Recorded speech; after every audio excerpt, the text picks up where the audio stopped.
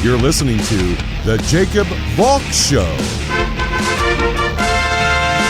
He's breaking down the latest and greatest in sports as only he can. Follow him on Twitter at RealJacobValk. Here he is, Jacob Valk. Hello,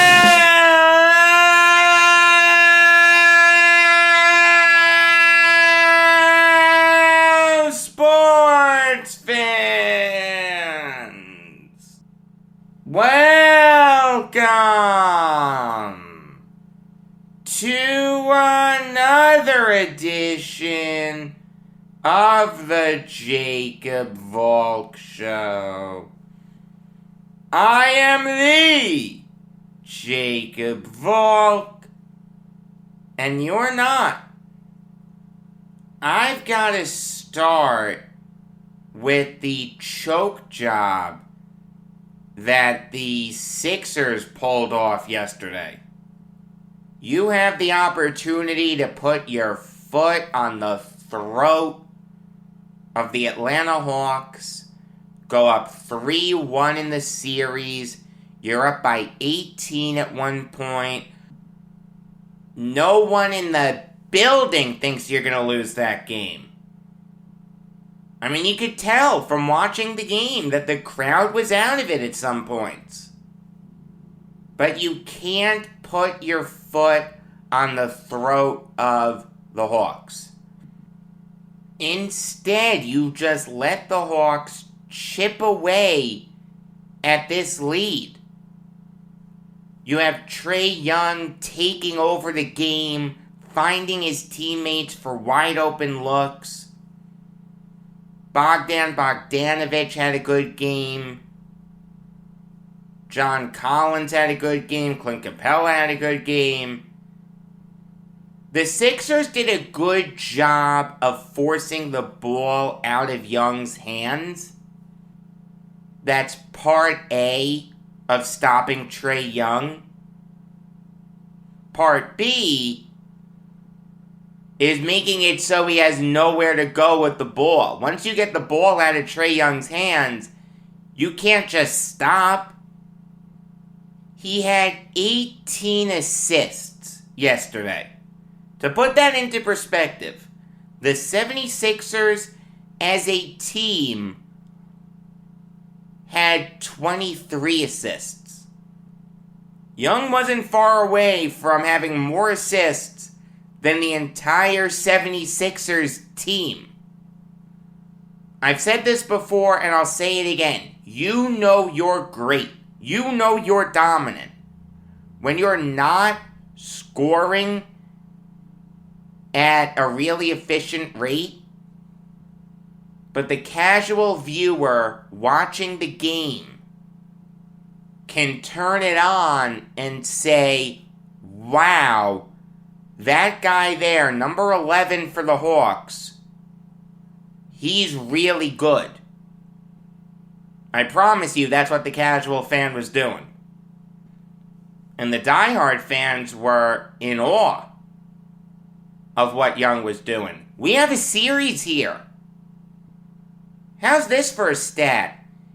Every semifinals in the NBA, with the exception of Suns Nuggets, obviously, is now down to a best 2 out of 3. It makes me feel a little bit better as a Nets fan that the Sixers and Jazz are in the same boat. I mean, obviously the Nets have a bigger issue, but the point is that every semifinals that's still going on is now down to a best 2 out of 3. And once you get to that point, you have to take both teams seriously.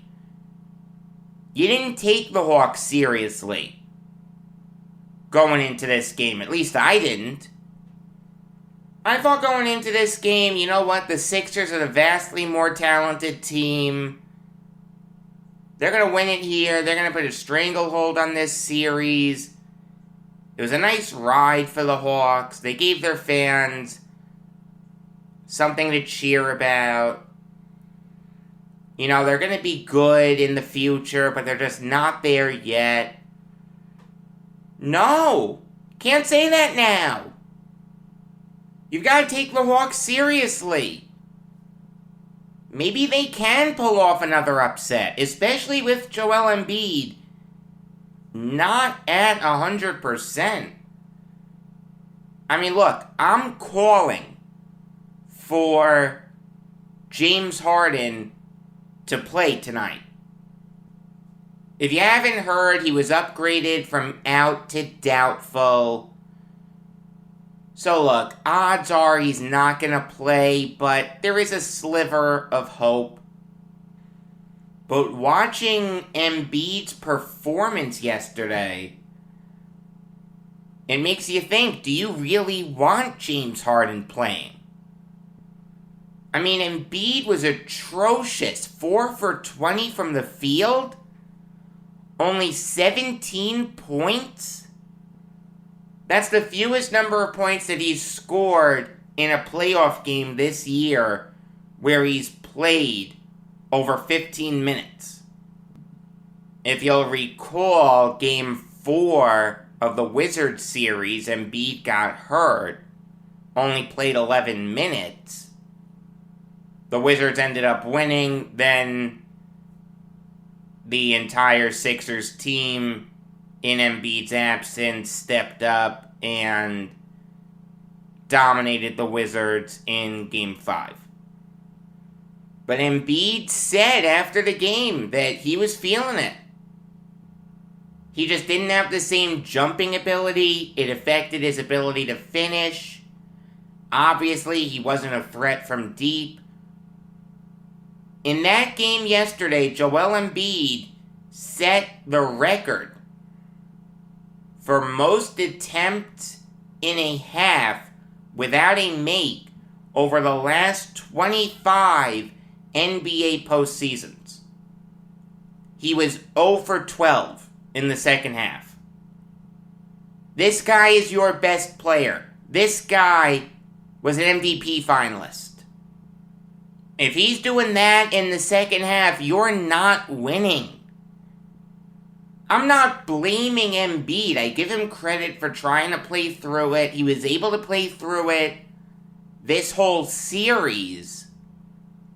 It just all came crashing down yesterday. And going back to a guy like Harden, if he plays tonight, which again, he's doubtful to, but that possibility is still out there, how effective is he going to be? I mean, look, I'll say this. James Harden's role on the Nets is different than Joel Embiid's role on the Sixers. Embiid is their finisher. Embiid is their best scorer. Without him, the Sixers' offense is terrible. Harden can be effective even if he's not shooting well. He'll create opportunities for his teammates. So yes, for the Nets to have any chance of winning tonight, Harden needs to play, but realize he's probably not going to score a lot. I mean, this is the issue with the Sixers. Their second best player is a guy who can't shoot. The only way he can score is if he drives to the basket. When Joel Embiid is hobbled, their best scorer is probably Tobias Harris. All due respect to Tobias Harris. He's a good player. He's a really good player. He's not an alpha. He's not the guy who can carry the team by himself. And he doesn't want to be that guy. 2 minutes left in the game. Harris has the opportunity to shoot. Maybe he can drive to the hoop and draw contact. This is your moment, big fella. Instead, he passes it to Joel Embiid. And of course Embiid bricked it. And on the defensive side of the ball, Ben Simmons, what are you doing? How many times can he let Trae Young drive past him? You did a great job of limiting Young all game. You decide right then and there that that's it? You're just going to stop playing defense? Terrible job by Simmons. Terrible job by the 76ers to have Joel Embiid be the main initiator on offense in crunch time. You've got to change something up. You've got to have at least one play for Seth Curry. You've got to have at least one play for Furkan Korkmaz. You've got to have at least one play for Tobias Harris. Hell, even design something so that Ben Simmons is coming off a screen and he can roll to the hoop and throw it down. This was a choke job by the 76ers. And it gives me pause as a Nets fan. If James Harden comes back, if Kyrie Irving comes back in Game 6, what are they going to do? Because I think we saw that an injured player can only do so much, even if that injured player is a guy as dominant as Joel Embiid. It's not a panacea, as unfortunate as that is to say. But before I get into the Nets, I want to talk about Jazz Clippers. I'm not going to spend too much time on this game. It was an absolute joke. You could turn it off in the first quarter. You knew the Jazz just had nothing. They looked absolutely dead to the world. Their defense was terrible. They fouled way too much. The Clippers attempted 38 free throws. That's 9.5 per quarter. That's not going to work.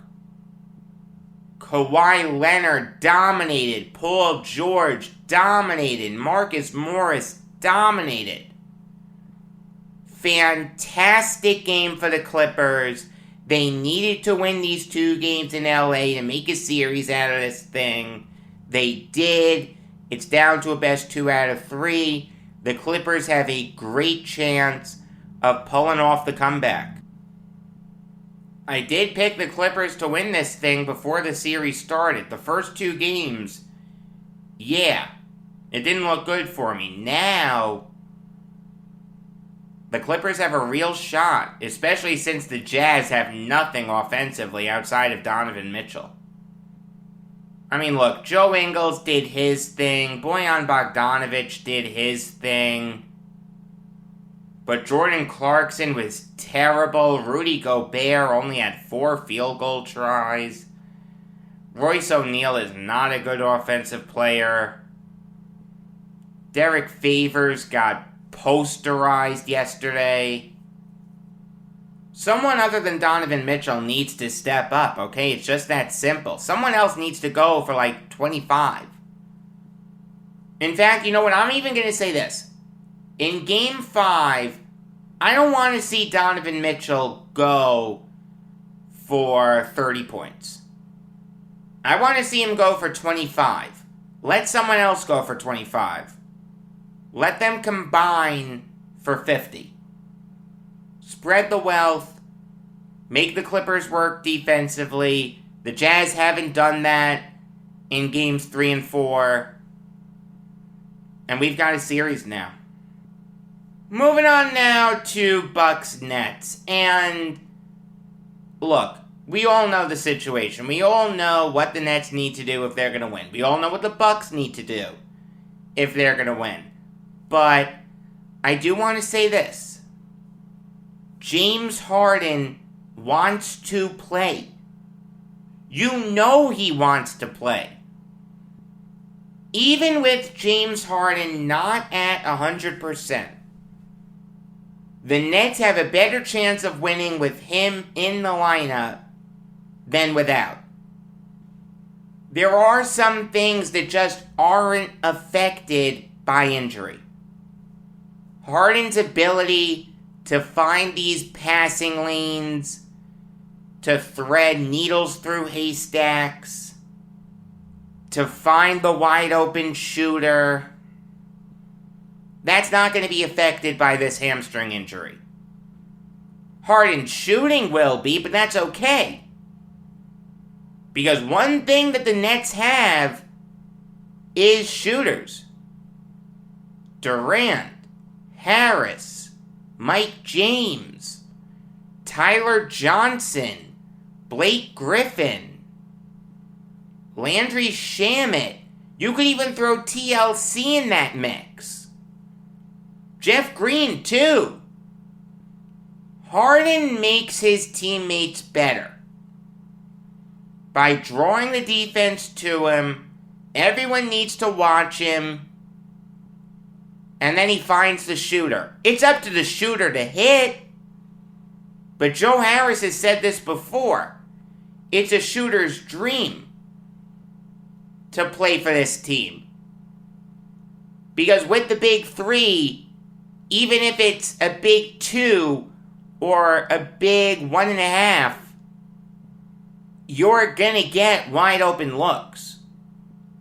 Look, we all know that Kevin Durant is the most important player that the Nets are gonna have tonight.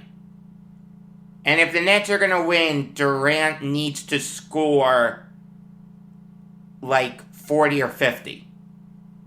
I'm completely serious. This is his moment. Okay, what's the knock on Durant? That he can't win without superstars. Oh, he needed Curry and Klay Thompson and Draymond Green to win with the Warriors. Oh, he needed Westbrook and Harden when he was with the Thunder to even get to the NBA Finals. Oh, he needed to bring Kyrie Irving with him to Brooklyn, and he needed to facilitate the trade for James Harden. Put all that to bed now. Show that you can win by yourself. No one's asking you to win a series by yourself. We're asking you to win this one game by yourself. This is your moment. You're one of the 5 best players in the NBA. KD, I love you. I really do. But you've got to show it here, big guy. You know that the defense is going to key in on you. Great. Fantastic. You know what? How many times have we seen great players dominate, even with the other team executing defensively? It's not impossible for the Nets to win tonight. If you want to say it's unlikely, that's fine. I'd be lying to you if I said I was confident in the Nets. Yeah, I'm picking the Bucks. But it's not impossible for the Nets to win. And I'll even say this. James Harden's going to play tonight. Maybe he's going to be on a minutes restriction. Maybe he'll come off the bench because that's what Nash likes to do with guys on minutes restrictions. But winning a title means more to Harden than anyone else on that team. You gotta realize, Durant has 2 rings. Kyrie has a ring. Harden doesn't. Kevin Durant is without question one of the 15 or 20 best players in NBA history. Why? Because he has 2 rings. Harden wants to be in that conversation too. James Harden has the 33rd most points in NBA history. He's a future Hall of Famer, but if you look at his career comps, if you really think about it, it's not a guy like Clyde Drexler or Paul Pierce or Elvin Hayes. No, it's a guy like Karl Malone or Reggie Miller or Patrick Ewing. fantastic players, elite players, dominant players. No rings. You know that Harden is going to be lobbying the Nets hard to play tonight. And when you have a great player saying that he wants to play in a do-or-die game, it's very hard to say, no, you're not playing. I mean, I'll even say this. If Harden plays, you don't need to play him a lot. If you see he doesn't have it, okay, then pull him. It's not like he's taking up a spot on the active roster. It's not like this is hockey or something. James Harden's going to play tonight. That's my bold prediction. All in all, can the Nets win? The answer is yes. You know that the Barclays Center is going to be loud. You know it's going to be rocking. Can I go as far as to pick the Nets? The answer is no, but I wouldn't be surprised if they won. You have no idea how much that kills me to say, though. Because if the Nets lose tonight, I don't see how they win the series. Alright, now I'll give you some NHL Valk talk. And before I do that, I just want to say one quick thing. I heard some people question why there's a whirling sound in the background of these shows. I have a desk fan.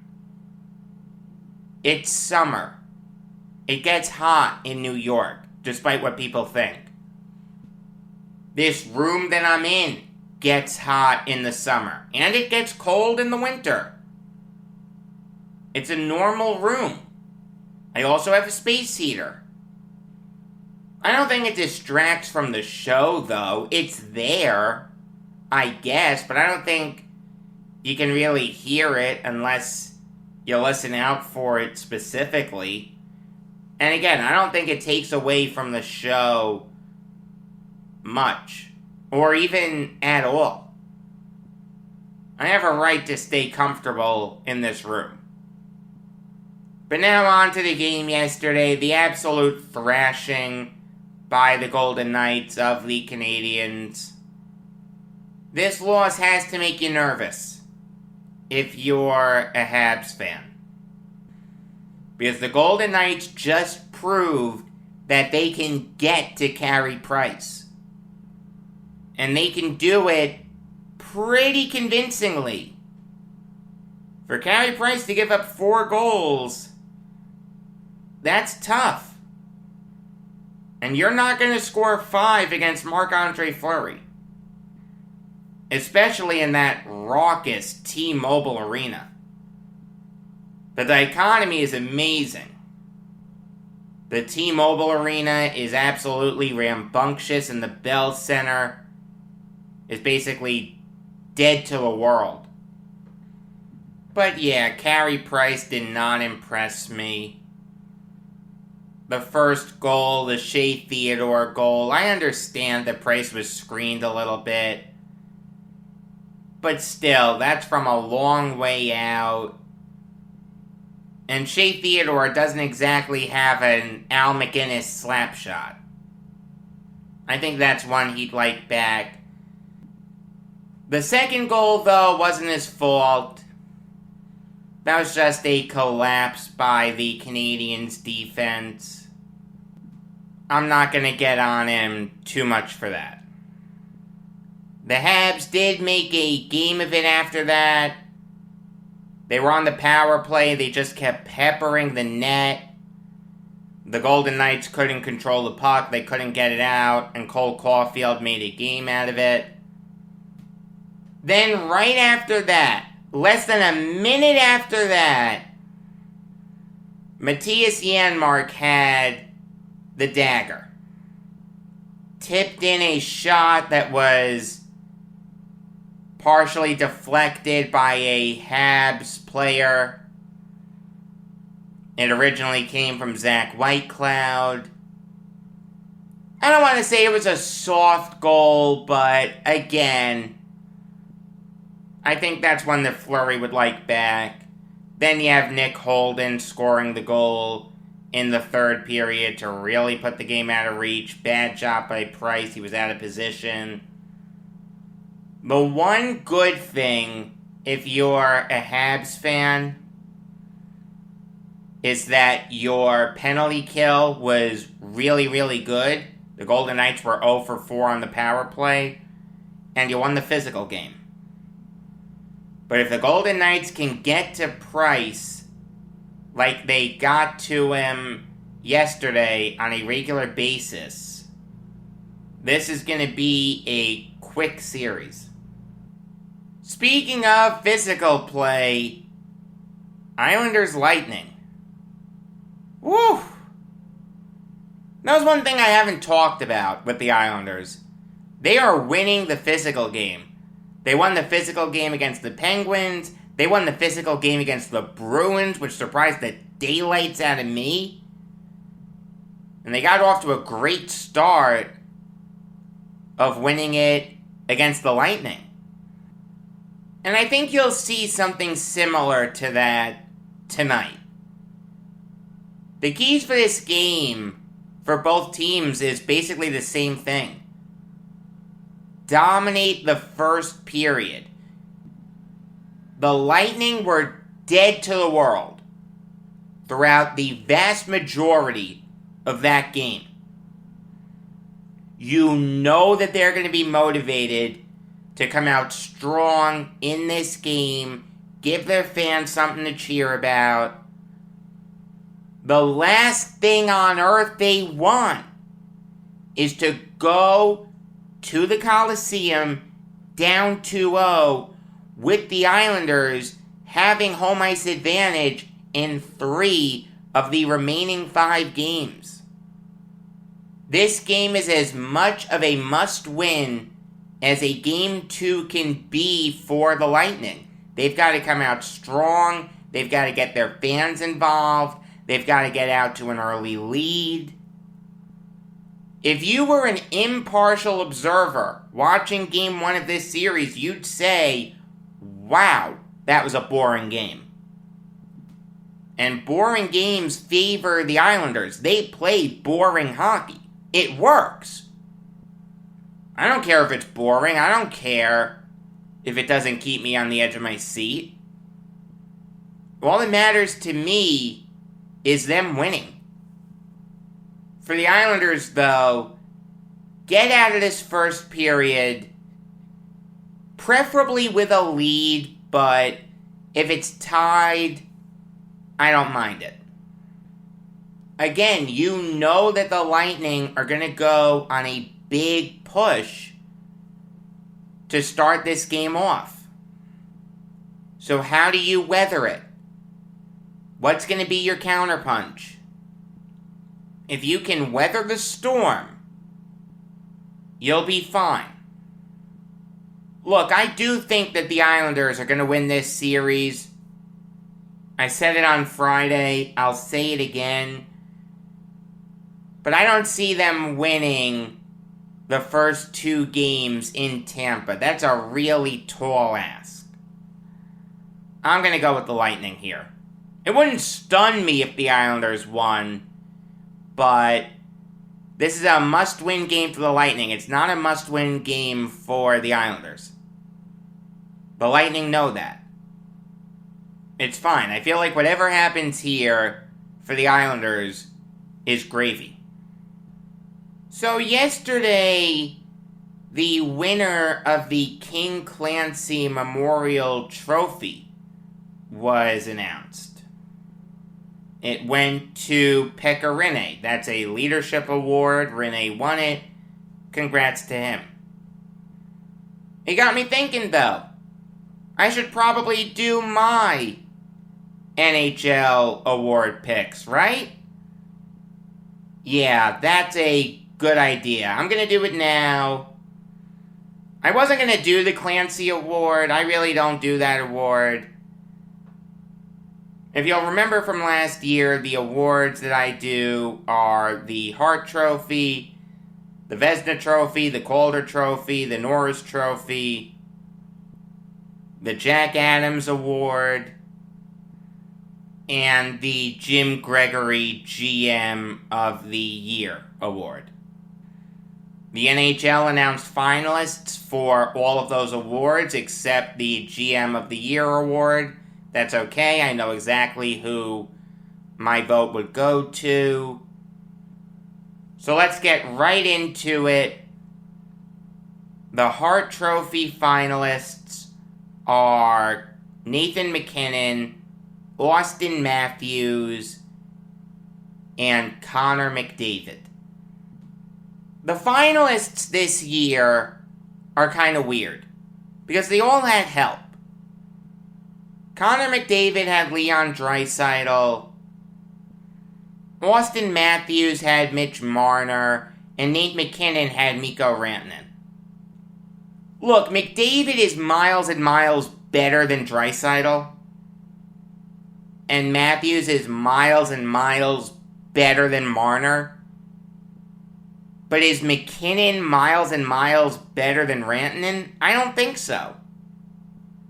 The gap is closer, so that knocks MacKinnon out. It comes down to this. Are you going to give the Hart Trophy to the guy who led the NHL in goals? Or are you going to give it to the guy who led the NHL in points? Ultimately, I'm going to give it to the guy who led the NHL in points for 3 reasons. Number 1, Connor McDavid is the best player in the NHL today. Number 2, points are more important than goals. And number 3, while Austin Matthews did lead the NHL in goals, there's no question about that. He had 41. McDavid was second with 33. Matthews tied for 5th on the points leaderboard. And when McDavid, Draisaitl, Brad Marchand, Marner, and then there's a tie for 5th between Matthews, Rantanen, and Patrick Kane. That bodes really well for McDavid. He's the Hart Trophy winner in my book. Moving on now to the Vezina Trophy. The finalists there are Marc-Andre Fleury, Philip Grubauer, and Andrei Vasilevsky. Those guys all finished in the top 3 in wins this year. And it's tough. Vasilevsky finished with more wins, 31, but out of that trio, he's the only one with a goals against over 2. Now, he had a 2.21 goals against. That's still incredible. But when you're going up against 2 guys with a goals against under 2, you've got to think. Especially when those 2 other goalies were the starting goalies for playoff teams. So they played in meaningful games. Ultimately, I'm going to go with the guy with the best goals against. He had just 1 less win than Vasilevsky. The Islanders had an opportunity to trade for this guy, and they didn't. But that's okay, because Varlamov and Sorokin are incredible. My vote for the Vezina would go to Philip Grubauer. Moving on now to the Calder Trophy. The finalists there are Kirill Kaprizov, Alex Nedeljkovic, and Jason Robertson. I'm going to knock Ned out because he only played in 23 games this year. I can't add what he did in the playoffs to my decision making. That just goes against the bylaws, so I can't add Ned single-handedly beating the Predators in the first round. I like Ned. I think he has a really bright future in this league, but the fact that he only started 23 games this year, more than any Hurricane, but still less than half the games, is a knock on him. Ultimately, my vote goes to the guy who led all rookies in goals and points. He played in every game but one this year for the Wild. Kirill Kaprizov. He has an insanely bright future in this league. Really impressed me whenever I watched Wild games. The sky's the limit for him. It's just that simple. Moving on now to the Norris Trophy. The finalists there are Adam Fox, Victor Hedman, and Cale Makar. Firstly, let me just say that the voters got this wrong. Tyson Barrie should be one of the finalists. I'm not knocking Makar. He had a really good season, and he's probably the best young defenseman in the NHL. But Tyson Barrie led all defensemen in points this year. Out of the three finalists, Fox, Hedman, and Makar had the least number of points. In fact, my vote for the Norris Trophy would have gone to Barrie if he was one of the finalists. I can't do that here, so now I have to pick a Ranger? I've got to pick Adam Fox? I'm not kidding. That's who I have to vote for now, because he's one of the three finalists. Fox had a better year than Hedman. He had a better year than Makar. Closest thing that the Rangers have had to Brian Leetch in a long time. The sky's the limit for Fox. And I'll get into what the Rangers did at head coach in a minute. But I have to make my pick for the Jack Adams Award. The finalists there are Rod Brind'Amour, Dean Evason, and Joel Quenneville.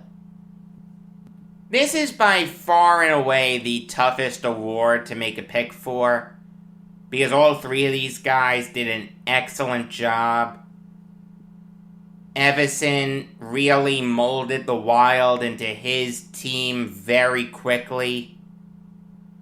Rod Brind'Amour still has this Hurricanes roster playing really well. And Joel Quenneville is one of the best head coaches in the game. It's really, really tough. Ultimately, though, I think we knew that the Hurricanes would be good this year. Maybe not the third best team in the NHL in terms of total points, but we knew they'd be good, so I'll knock Brind'Amour out. Joel Quenneville is great, don't get me wrong, but I think what Dean Evason has done in such a short period of time with the Wild is nothing short of incredible. He only gets 12 games to coach the Wild after they fire Bruce Boudreau. Then the pause happens. The Wild take a big jump forward. This ragtag group of guys ends up making the playoffs. Evason has done a remarkable job with the Wild. I wouldn't be upset if it was Quenneville. It's like 51-49. But I've got to go with Evason. That brings us to GM of the Year, and like I said, I know exactly who I'm going to vote for. As if this guy couldn't be any more of a legend with this team. He has put together a core that in short order, I think will win a Stanley Cup. They were the best team in hockey at multiple points this season. Their core is absolutely incredible. It's Joe Sakic. You take a look at what Sakic has built in Colorado with Rantanen, McKinnon, Landeskog, Burakovsky, Makar, Girard, Devon Taves, and Grubauer. I think that's more impressive than the job that anyone did this year. If you want to give it to Lamoriello, again, you can. If you want to give it to Julien Brisebois, you can. His mastery of the salary cap is second to none. But my vote would go to Sakic. Alright, now on to the Rangers hiring their new coach. They went with Gerard Gallant. It is the right move. It is a great hire. Gerard Gallant was one of the best coaches available. You gotta wonder why the Blue Jackets passed on him. I understand the knock on Gallant, okay? The knock is that he hasn't even made it through 3 seasons at any one of his stops. He's been a head coach for 3 different teams. The Blue Jackets, the Panthers, and the Golden Knights. He has not coached 3 full seasons for any one of those teams. But you gotta realize something. 16-17, he shouldn't have been fired. That was a bad decision by the Panthers. On no planet is Tom Rowe and Bob Boofner, I think that's how he pronounces it, or Bugner, I really don't know, but I think I'm close, a better coach than Gallant. Also, the last coach to win a Stanley Cup for the Rangers was Mike Keenan. You know how many seasons Keenan coached the Rangers? 1. You can't worry about 3 seasons from now. Worry about what Gallant is going to do now, and he's going to do some really good things for the Rangers. He knows how to get the most out of young guns. He knows how to get the most out of veterans. For God's sake, this guy took the expansion Golden Knights in their first year of existence to the Stanley Cup Finals. That is nothing short of incredible. Every team with a head coaching vacancy should have been in on Gallant. I give Chris Drury credit for hiring someone who he really doesn't have experience with. I mean, Drury played against Gallant, but they were never on the same side. And one thing that I actually didn't know about Gallant, he was an assistant coach for the Islanders. He was an assistant coach for Ted Nolan's last year and Scott Gordon's first year. So there's an Islanders connection to the Rangers hire. Gotta love it. I think Gallant will do a great job at the Garden. I think he'll get the most out of Panarin, Zibanejad, Strome, Buchnevich, Fox, Keitel, Lafreniere, Kakko, Lindgren, Miller, etc., etc. This is a great move by the Rangers. This was the correct hire. As much as it kills me to say it, this is the right move. I'll close this show out with some breaking news. James Harden is no longer doubtful to play tonight. He is questionable. So it seems like the smart money is on him playing. God only knows how effective he's going to be. God only knows if he's going to be on a minutes restriction. But I give Harden a ton of credit for pushing through this. This does change the outlook of this game. Do I think the Bucks will win? I'll stick with that pick, unfortunately.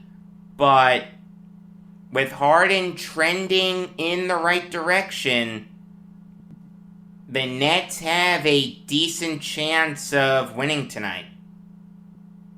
And I think whatever team wins tonight is going to win the series. Tomorrow, you're going to get the interview that I'm going to do with Matt Frazier and Robert Cheek, the authors of the book on being a plant-based athlete.